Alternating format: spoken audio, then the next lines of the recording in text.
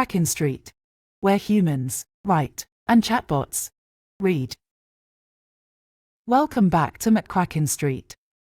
I will be discussing Chapter 32 with Paul Harding, the main character in The Honey Trap Witness. In this chapter, Paul makes his decision and a discovery that will finally give him the answers he has been searching for. Paul, please tell me the truth. It seems like 1 minute you were ready to run and start a new life. And the next? Well, why don't you tell us what happened next and most importantly, why? This old mansion, as much as I don't like it, has got memories. Memories that go beyond the grove of trees or the darn HOA. You remember my wife, right? The love of my life? There are times when I swear I can feel her presence here.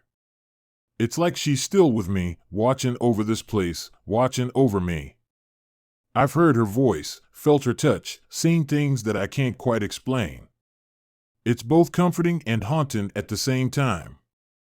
When I thought about running, leaving all this behind, that was a big factor. How could I leave her? Maybe it sounds crazy, but it felt like if I ran from this place, I'd be running from her too. And after everything we've been through, I couldn't bear that thought. Now, mix in that with the whole Nikki situation and the HOA mess, it just added another layer to this whole puzzle. Buying this mansion, it ain't just about sticking it to the HOA or fasten Nikki. It's about holding onto the last piece of her I've got.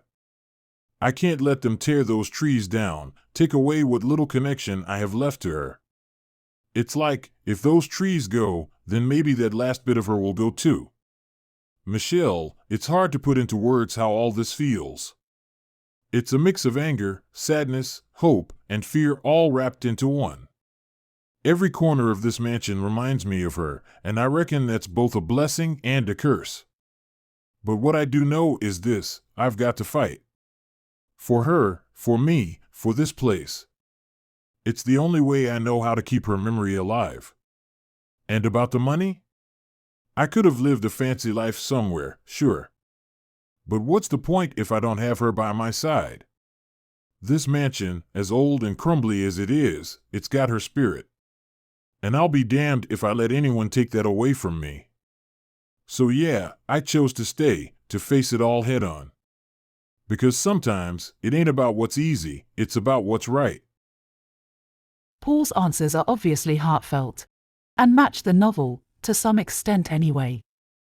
Yet, as we have seen before, Paul can drift away from Liam's novel into what I can only call his preferred alternate universe. The experts call this hallucinating, and consider it a problem. I find it intriguing, and it makes me like Paul all the more for it. In the next chapter, Chapter 33, Paul comes face to face with the man who killed his wife and tried to kill him. Finally, he learns the truth of what happened. It is not something he ever suspected.